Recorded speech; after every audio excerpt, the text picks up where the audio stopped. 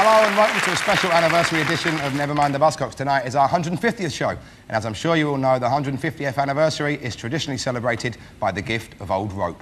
It's actually our 156th show, but legally we were not allowed to include the times when Richard Fairbrass has been on.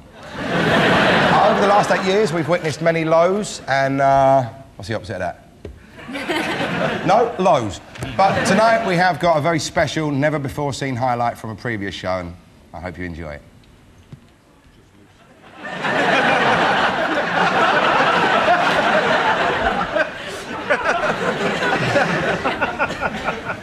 People are always coming up to me and saying, I bet you cut out the best bits. No, we don't. First guest is the star of stage and screen and a woman who owns the Nip Tuck DVD box set. It's a welcome return for Toyah Willcox.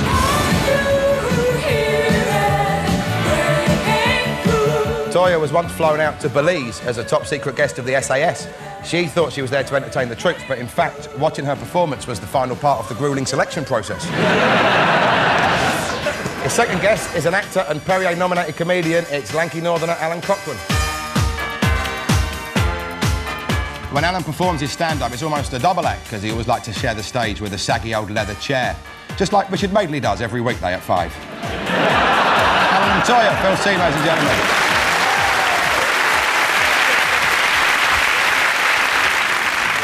Phil's first guest is Radio 1's finest purveyor of music to dance to. It's Annie Mac. Annie got a big break as a DJ at Radio 1 after sitting in for Marianne Hobbs on her Breeze Block show. Let me read that again. Radio 1, DJ, Breeze Block. There's normally a Moyles in this sentence somewhere. Phil's second guest topped the charts with A1 and is now a successful solo artist. It's Ben Adams. I'm sorry, I'm down on my knees. I know I failed spectacularly. Ben once lent his car to his friend Craig David, and when it returned it had alloy wheels, satellite navigation, and he'd even left a pair of old woofers in the back. I must point out legally, woofers are large speakers. And if you think any different, Craig's lawyers will have you by the short and curlies. I should point out, when I say short and curlies, I mean they have an airtight case. When I say airtight case, I think I'll drop it there. It's Ben and Annie, Phil C, ladies and gentlemen. We start the show with Freeze Frame, where we play our teams a snippet of footage and push the pause button before it gets interesting. Bill, Annie and Ben, here's yours. It's a performance from the mullet at the gates of dawn, Tony Orlando. Sit tight, yellow ribbon around the old rope tree. It's been 3 long years, do you still want me? If I don't see a ribbon round the old tree, gonna stay on the bus, forget about us, put the blame on me. If I don't see that yellow ribbon around the old tree. Oh, play it pretty.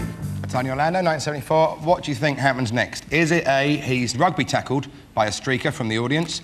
Is it B, he spots David Bowie in the audience in full Ziggy Stardust regalia? Or is it C, one of the backing singers faints and Tony straddles her to give her the kiss of life? What's the song? This is Tie a Yellow Ribbon Round the Old Oak Tree. What's all that about? Well, that is basically, it's the song that you're in prison and you come out of prison, and the idea is that, you know, she wants him back, she ties the ribbon. Is that right? But if she doesn't want him back, then she ties, I don't know, a barbed wire or something, or the guts of a disemboweled stoat round the... That's what normally happens when someone finishes with you. Yeah. She tied a disembodied stoat around a tree. She could have just said no or not answered me text. Yeah.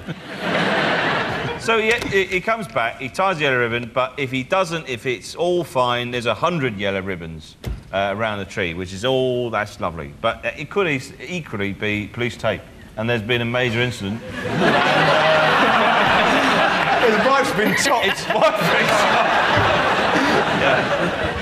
In the old A1 there, you did a bit of a dance routine. Was that the sort of thing you were up to? I think we tried. I don't think we actually succeeded many times, unfortunately. Didn't you beat Coldplay at the Brit Awards one year? We did, actually. Yeah, we did. In what category? It was quite Punching? bizarre. Because, no, it wasn't punching, no. Kickboxing? Although I don't think it was too serious. I think, well, actually, one time, someone did come up to me and tell me that they didn't like my hair. So I was quite offended and told them that I didn't like their tank top. Right. So that was pretty serious. So it got pretty heated after that. I won. Spill. Ask me if I've ever made a cheese sandwich. A, B, B or C? I had a cheese sandwich once, and what they'd done...